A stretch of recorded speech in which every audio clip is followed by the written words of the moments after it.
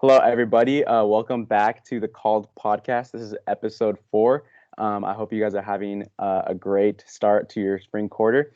Today with us, we have an SM from Bolivia. Her name is Ally. Ally, would you like to go ahead and introduce yourself a little bit more than I just did?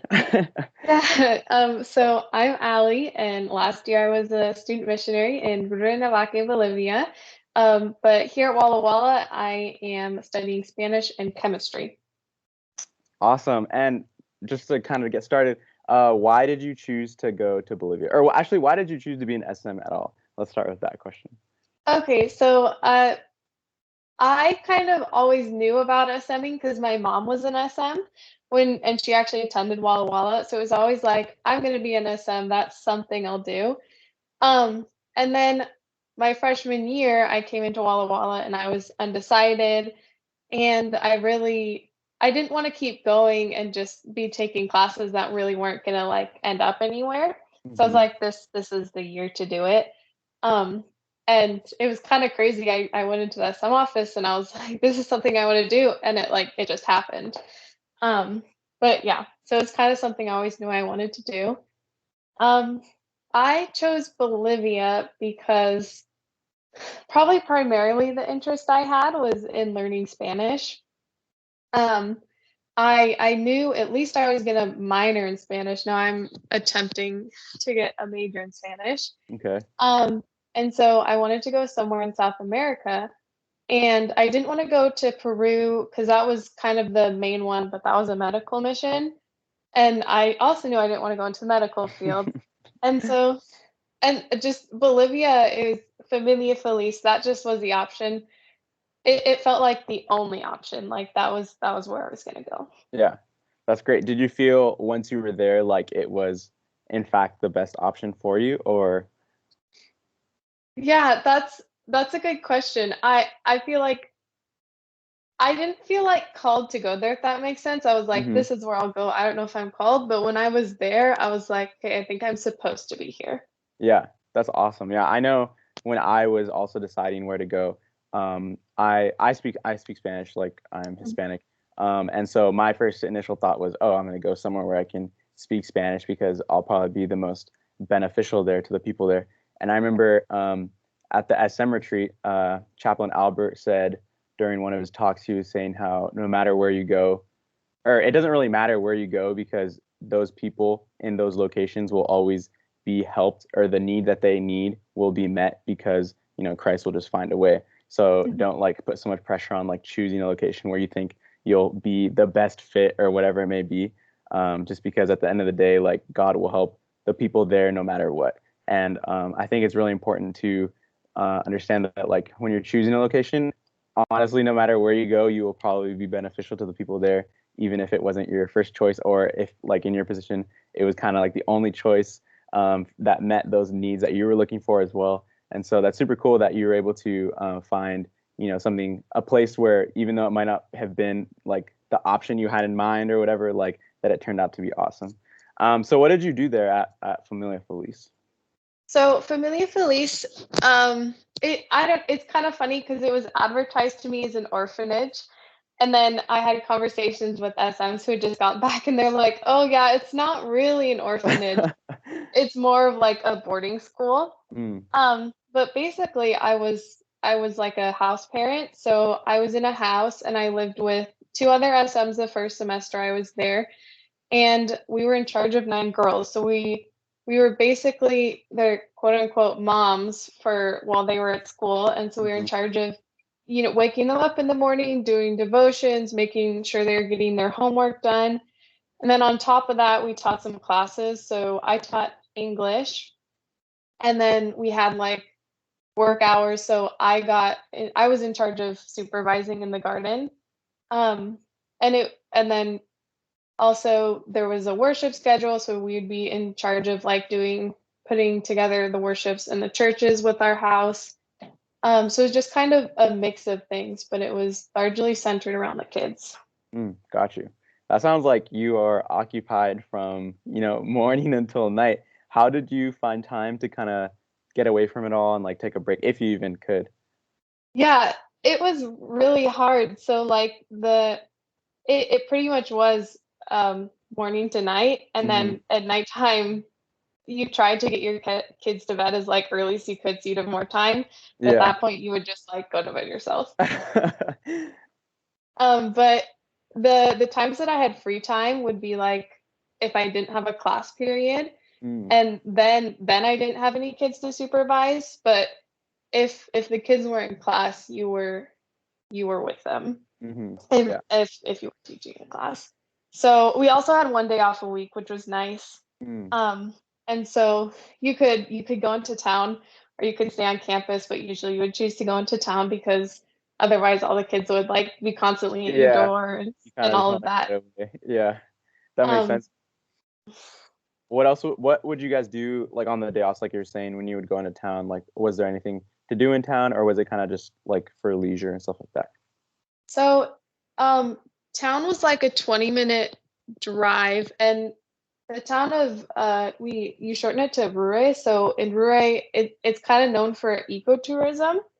And so it's really small, but and so it like feels authentic, but there's also some nicer amenities because they get a lot of tourists from Europe who come and want to do backpacking there.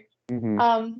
So there were some nice restaurants you could go to, but most of us would actually there's this one hotel, Hotel Tacana, and you could pay 15 bolivianos, which is like $2, and you could spend the day there, and that would be paying for Wi-Fi.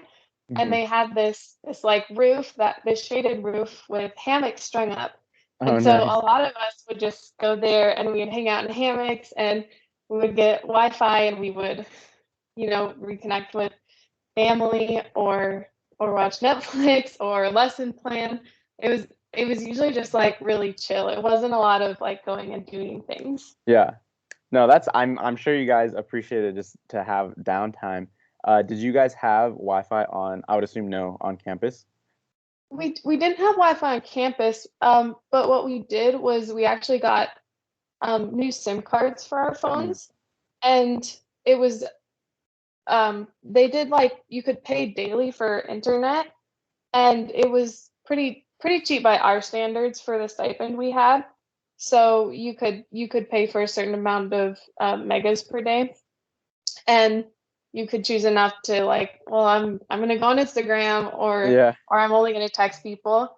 And we all used WhatsApp, so WhatsApp didn't use hardly any data, so we had cellular service and everything, but no Wi-Fi. Yeah. So how was that like kind of transition for you to, go from communicating with people very, very easily here and then going over there to where it was kind of a little bit more tricky to kind of get over that hump to talk to people back home or whatnot? Well, the first week was actually really hard because I went over not really realizing that my phone was locked. And so Mm. I was like, okay, I have a new SIM card. And I was like, oh, it doesn't work because my phone's not paid off. And so I was like, oh, shoot. And so then it was like borrowing other friends' phones to contact my parents and be like, I need my phone to be unlocked if Yeah, communication is going to work. And then my mom was also like so anxious to be able to communicate with right. me, and it like kind of just stressed everyone out. But after that, it actually once I kind of told all my friends about WhatsApp and all my family got used to using WhatsApp, it was really easy to use. Like Mm. it I could just send a text whenever. Nice. That's good. I know I'm pretty sure like how was the packages for you guys? Because I heard that was kind of a stressful situation for you guys because they don't really get there or something like that. Is that true? Yeah. Yeah, so the only time we got packages is if someone came to visit. So kind of what we had assumed was so the other two SMs from Walla Walla were Angie Rasuela and Willa King. And I went there first. I got there a month before Angie did. And what we kind of figured was Angie would bring packages for both of us, and then Willa would bring packages for all of Mm. us. But during the times we came wasn't when they were sending packages. So Oh we didn't yeah. we didn't end up with packages until an SM from Southern came, and even then all they really barely got anything to us. So Mhm. we pretty much didn't get packages. There's a point which is a whole nother story when we ended up in Peru. And in Peru, they can send packages, so we got a bunch from there. But we Gotcha. never actually got anything in Bolivia. That's crazy. That is, how is that? I mean, were did you feel like, you're kind of missing out on those packages, like, or anything like that? Or I'm assuming your family was trying to send you guys stuff and like it was pretty frustrating not to be able to receive those and stuff like that. Well, yeah, so my older sister Hannah was also an SM and she was in Zimbabwe and my mom was making care packages for her and my mom was always like, "Oh, what can I send you?" And I would be like, I won't get anything." And she would Yeah. be like, "Oh, but I feel so bad." I literally can't get anything. Yeah. It was also kind of funny because when Southern sent packages, when the Southern SM came, he brought a lot of stuff for the Southern SMs there, Mm, and like one little thing for each of for the the Walla Walla Walla. Walla SMs, and we were like, we want more stuff. That we were a little bit jealous. Yeah. Um, but honestly, probably the best things that came in the packages were the notes that people would write, Yeah. and you can get those in anywhere, and so like those were super impactful to get. Mm. So those did still arrive through the mail and stuff like that, I would assume, or how did that get there? So those were also when people would bring them, Oh, okay, got you, got but you. there was it was just like it was kind of hard to ask people to bring stuff because Hmm. the more weight they had, the more expensive it Yeah, was. yeah, that makes sense. That's crazy. That's definitely tough. What would you say out of your year was definitely like the hardest thing that you had to do during your SM year?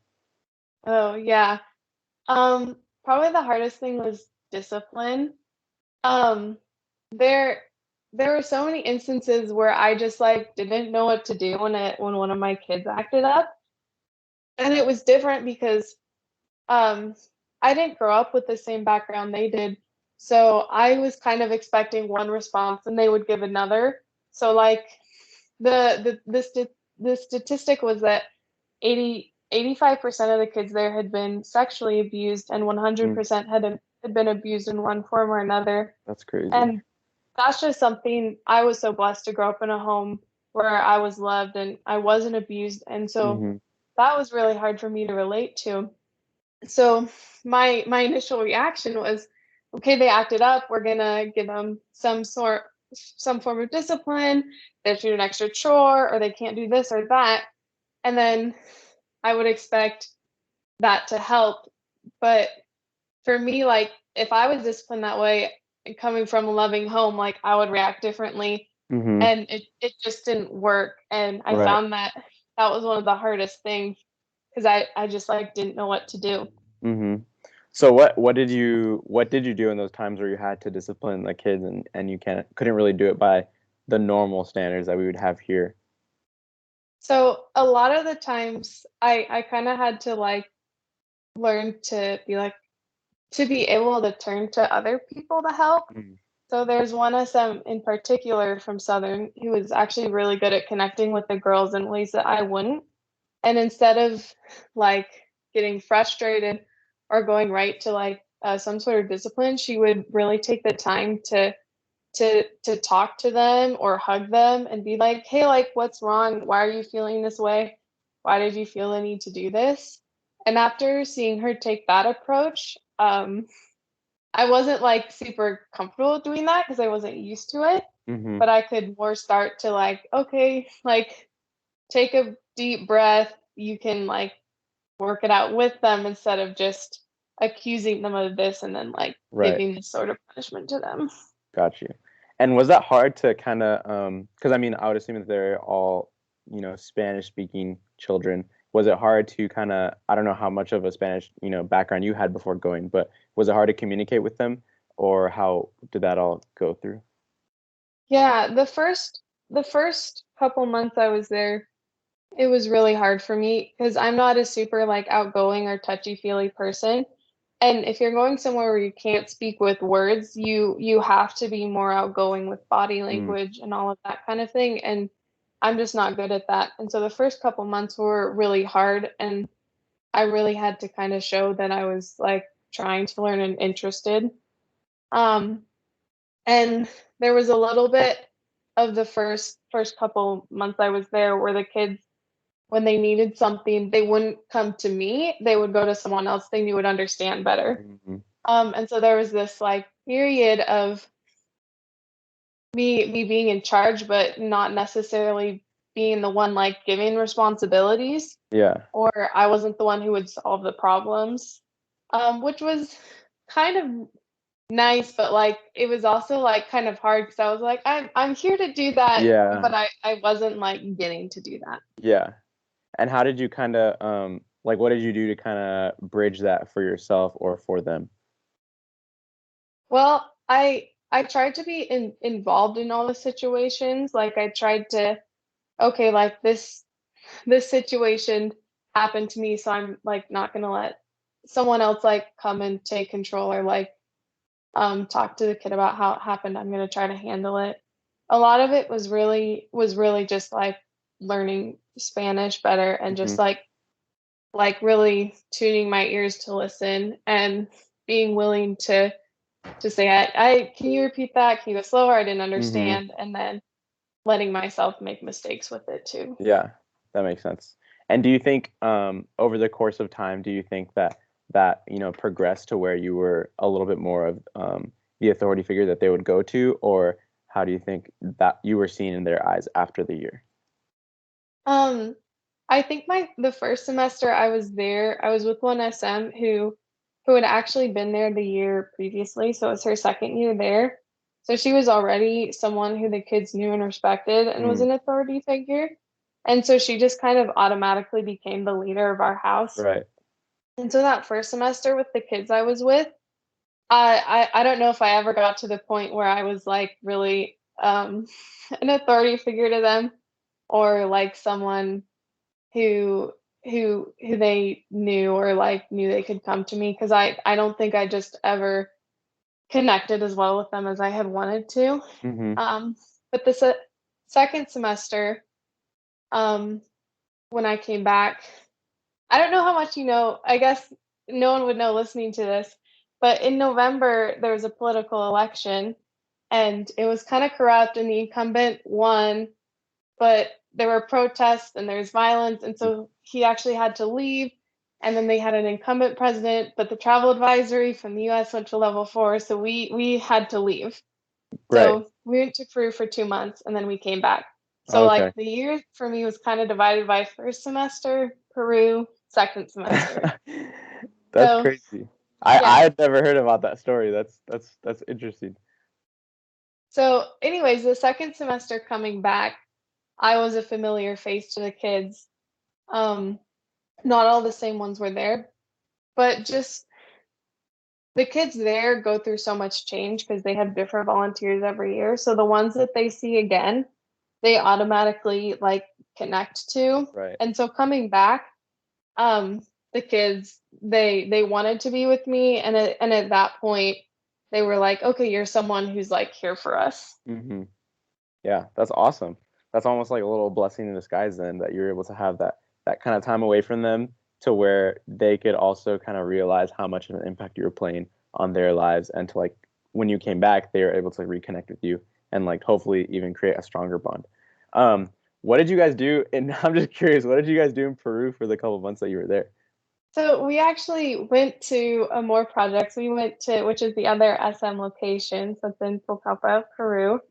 And there were three other SMs who were there, two from Walla Walla, one from California, I think.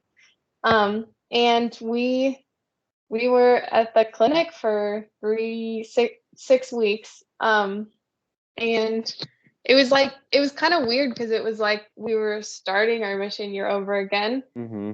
Um, and we got there and they didn't really need us. Like their position has like maybe place for three SMs, like who was Mm-hmm. there. They didn't really have jobs for us, so it was like it was a crazy transition of being at Familia Feliz and like, hey, like 24/7, we're supervising these Mm. kids and we're making classes happen and work happen and meals happen. And then we get to Peru and they're like, tell us what you want to do. How do you want to help out here? And it Yeah. was just like all of a sudden we were so busy and then there's just like nothing. It was so weird. Yeah. That's funny. I mean, did you enjoy it, or was it just kind of like, I just want to go back to Bolivia, or how did you feel about it? The first part of being there was was really hard. Like I didn't enjoy it that much Mm-hmm. because in Bolivia we had left 2 weeks before that semester had ended. And it was like five SMs who had to leave, and we were like half of the volunteers there.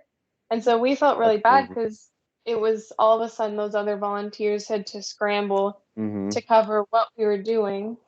And so we were like, we could be somewhere else where we're really needed.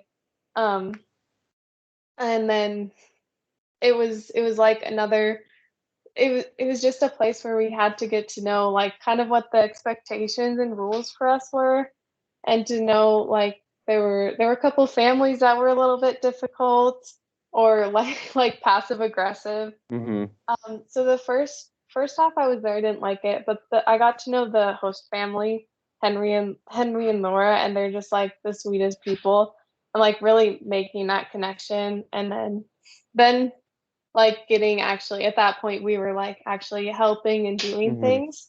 So that was a transition. Yeah. But yeah. That's kind of, I mean, that's awesome that you're able to kind of almost experience two different like mission calls in 1 year. I mean, that's a lot, but I mean, it's pretty cool. Um, where I know you were talking about a lot of different stuff about like culture. What do you think was the biggest culture shock to you while you were in your position in Bolivia? Well, to be honest, I never felt like I experienced culture shock. Familia Feliz was run, the directors have always been from the US or Mm, from Canada. And so the way it was run was almost was is very similar to like a private Adventist school. Like there's a dress code, and you can't listen to certain music, and the like it's just kind of an Adventist way of being a little bit. Um, and because I was on campus most of the time, it was like that. But there was also the cross of there were the SMs who were from the US, and then there were other volunteers from South America, Latin America. There's a volunteer from Honduras and the Dominican Republic and Argentina and Colombia. Um, and and and it felt like there was just like a mixture of different cultural expectations hmm and different conservative views. And I don't know, it didn't feel like culture shock. It just felt like I don't know, like it was just an amalgamation of different, maybe Adventist things. Yeah, I feel that. Did you receive any culture shock on your re-entry, like on the when you were coming back home? um, I did. I it took a little bit for me to like process like what I had gone through, but I got back and I flew into Florida, and I actually stayed because I actually got to come back in June, but there were like hardly any flights going. So I got back into Florida and then like waited 2 days before going back to Washington. And in Florida, it like felt weird because it felt normal. But like when I got back to Washington, like Mm-hmm. and saw my parents, and like I just remember just like started crying and just like seeing all these things that were familiar to me, Mm-hmm. but I was seeing them in a different perspective. Coming back was probably harder than going in that way. Yeah, I feel that for sure. And for those that are listening and don't really know why she said that she came back in June, um, a lot of the SMs last year had to come back because of COVID, but you guys were able to stay in all the way through, correct? Yeah, and Okay. it was kind of this decision. Like Brittany called us in March and was like, "Hey, like I'm not telling you to come back, but I'm strongly urging you to come back." Yeah. And we had already gone through November. We were like, we already had to leave, and like Mm, we were actually still we could still be in contact with the volunteers there, and they were fine. Like yeah. we felt like we could have stayed, so we're like in this situation we probably could stay. And we're also like, it'll be this COVID thing will be over in June, right? Like Yeah. everything will be back to normal then. And we stayed till June, and COVID was still happening, but we were lucky enough that they were still doing repatriation flights. So Yeah. Yeah. No, I was kind of in the same boat because Matt, a couple of us from Metro also stayed till June, and I know exactly what you're talking about with like them calling and kind of just like saying like, oh, we're kind of wanting you guys to come back. Right. And then I remember like a couple of weeks later, it'd be like, okay, you guys need to come back, and we're just like, but we're chilling, we're safe here. It almost felt safer in our locations at the time, but yeah, definitely coming back home was a definitely like a different experience coming back to like a COVID home instead of like just home. I feel like I don't Mhm. know, our reentry was like very different from I think any other SM before just because of that aspect of it. But what is one thing that you took away from your SM experience that you've been able to put into practice now that you're back home and away from Bolivia? Um, well, one thing practical is like I really got very proficient in Spanish. And there was one situation where I got to translate for someone. And it was like so cool. And so just like I don't know, I love one thing I really miss is hearing and speaking Spanish, and so I love all of those opportunities, and that's something I've been grateful to bring back with me. Mm-hmm. It was cool because it was one of the reasons I went, um and I was able to take it back with me and learn Spanish. Um, I think I took back maybe a different perspective of life and the different opportunities I have. I think I'm much more grateful for where I am. And like sometimes like I'll think of stuff I'm doing or I'll talk to some of my students and I just like think about opportunities. Like it's a big one. Like I was I was able to leave Familia Feliz and come back to an education and to a family and to all this stuff, and that's not an option they have. Mm-hmm. Um, so just perspective. Yeah. No, that's great. You were saying that the kids there don't really like they kind of are they there throughout like what are the ages for that? Um, Oh, that's a good question. So it also switched halfway through the year because we also got a new director halfway through the year. okay. So the first half of the year, the youngest person we had was 7, and the oldest was probably 19. So in my house, I had like 12 to 16-year olds. Mm-hmm. So I had one of the older girls' houses. Um, and that was the first semester it operated like a boarding school. So like most of the kids were from abusive families or Right. families that can support them, but they still had family they could live with. Mm, Um, then the second semester we got a new director and she was like, okay, like I want this. She was the original founder actually. So she mm, was coming back and her original goal was to have Familia Feliz be an orphanage. So she came back and said, I want to keep going towards that route. So then she she started accepting more kids there who had greater need and like mm. younger children. So at that point we got toddlers and a couple babies. And less of the older students. So second semester it was like from babies to like 19-year-olds. Got you, got you. Okay. And then, so I mean, I would assume that the key goal is to have those kids adopted by families in Bolivia, or That actually never came up. It was more of just like a safe place for them to be. The only the director, the original founder who was the second director that came back, hmm. she actually had when she was there originally had adopted maybe like 16 kids. Wow. And then she came back and she brought a lot of those kids back with her. Hmm. And so she actually would probably be I don't know, she's kind of there to adopt them if that makes sense. Like Hmm. she eagerly adopts the ones that she can and she connects with, but she tries to, I don't know, just provide a safe atmosphere for the other kids that Got they you. can be in as they need to be. That's awesome. Yeah, I didn't really know anything about the mission call in Bolivia, so it was really great to hear your story and great hear like just the different. I just didn't even know like the different logistics of the place, so that's Yeah. super cool. What was probably your favorite aspect of your mission year and your mission call?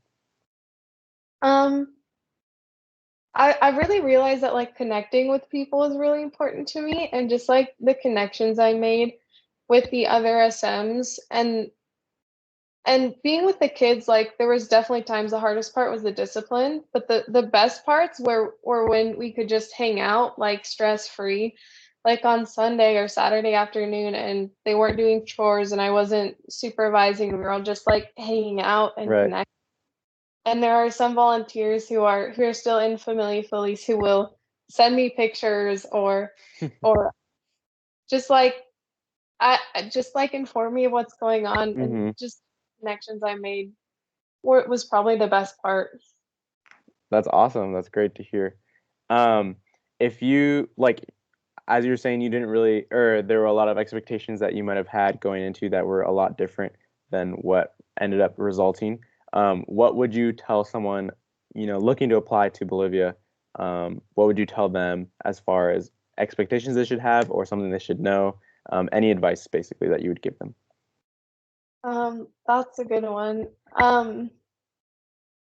I don't know, like maybe I would say go into it with humility. I'm not necessarily like um I if you're going into it knowing like that you're good with kids, or you're like, oh, I'll be fine, just like know that you're going to a place where these kids have had different experiences. Mm, And so the solutions that you have um aren't necessarily going to work where you're going. And so be be willing to rely on the other people who are there to help you.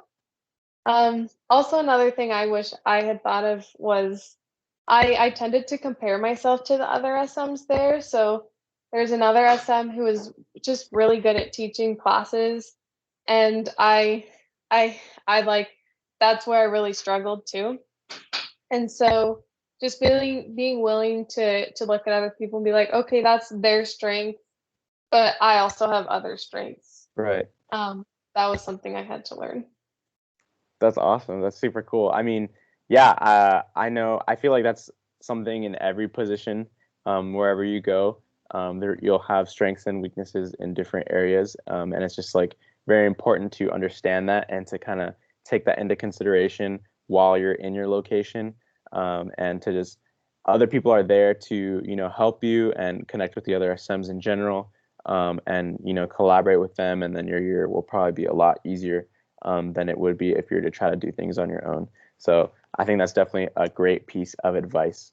Would you encourage people if anyone was thinking about going to Bolivia, would you be okay, with me sharing your information and then them like DMing you on Instagram or something like that if they're thinking about going to Bolivia? For sure. I actually don't have Instagram, but I any of my information you could totally give them. Okay, Um, I might just link your email or something so they can ask you. yeah, yeah, for Perfect. sure. Awesome. Awesome. Well, thank you so much for coming on to the call. Is there any last words or piece of advice that you'd share to anyone out there listening?